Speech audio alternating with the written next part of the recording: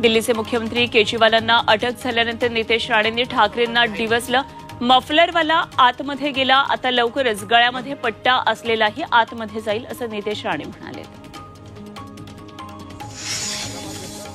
भाजप प्रदेशाध्यक्ष चंद्रशेखर बावनकुळेंनी उद्धव ठाकरेंवर टीका करताना प्रथमच त्यांचा एकेरी उल्लेख केला. उद्धव ठाकरे सत्तेसाठी पिसाळलेत. उद्धव ठाकरेंची वृत्ती औरंगजेबासारखी आहे आणि त्यांनी स्वतःच्या भावाला घराबाहेर काढल्याचा गंभीर आरोप बावनकुळेंनी केला. बारामतीमध्ये बोहरी मुस्लिम समाजातर्फे इफ्तार पार्टीचं आयोजन करण्यात आलं होतं आणि त्याला शरद पवार आणि सुप्रिया सुळे यांनी उपस्थिती लावली. या दरम्यान शरद पवारांनी मुस्लिम बांधवांची विचारपूस केली. आपण तुमच्या पाठीशी आहोत अशी ग्वाही यावेळी बोहरी समाजाच्या वतीनं सुप्रिया सुळे यांना देण्यात आली.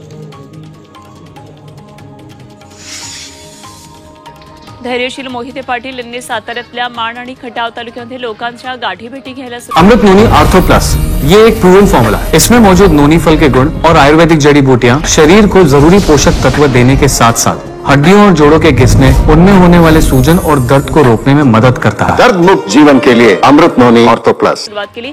शिंगणापूरमध्ये धैर्यशील मोहिते पाटील आणि रामराजे नाईक निंबाळकर यांचे पुत्र अनिकेत राजे नाईक निंबाळकर यांनी एकत्र शंभू महादेवाची पूजा करत दुग्धाभिषेक केला. शिंगणापूरमध्ये योगायोगानं भेट झाल्याचं त्यांनी सांगितलं.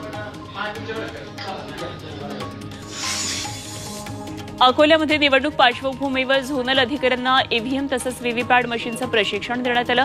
जिल्ह्यामध्ये 26 एप्रिलला मतदान होतं आणि त्यासाठी जिल्हाधिकारी कार्यालयामध्ये अधिकाऱ्यांना मशीनची संपूर्ण माहिती देण्यासाठी कार्यशाळा घेण्यात आली.